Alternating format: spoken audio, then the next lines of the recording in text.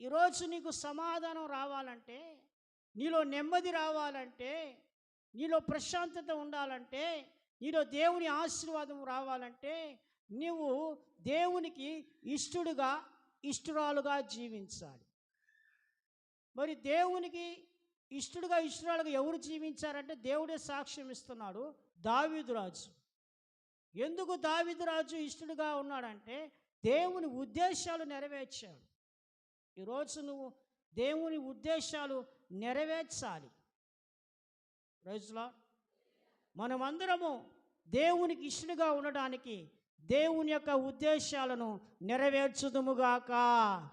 హల్లెలూయా, హల్లెలూయా, హల్లెలూయా.